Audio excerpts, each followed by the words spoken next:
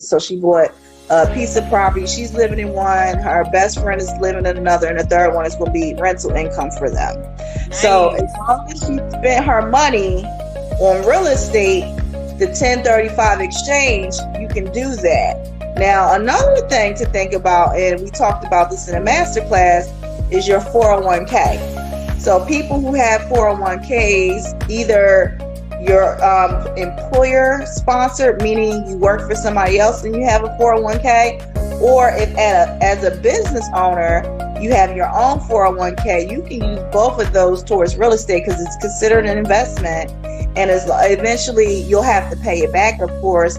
But if you have your own business and you're doing your 401k, you can take longer to pay it back and there's no interest. Whereas if you're doing it the other way and you work for somebody and you're still actively working with the 401k, you have to pay it back at whatever interest rate they have, right?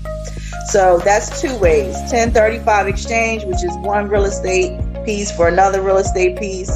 Then you got the 401k. So outside of that, you got the USDA that Mojo was just talking about. USDA loans are for rural areas and dependent on where you live is based on the income, the average income, or the max loan amount is based on the average income for that area. So for instance, if you live in Atlanta, your max amount of loan that you can get is much higher than if you live, in a more rural area of the state of Georgia, for example. So I'm in Macon, Georgia. The income level here is a lot lower. I'm sorry. Thank you, Monique. It's 1031 exchange. And so long story short, if you live in a rural area, the USDA loan has the guarantee to it.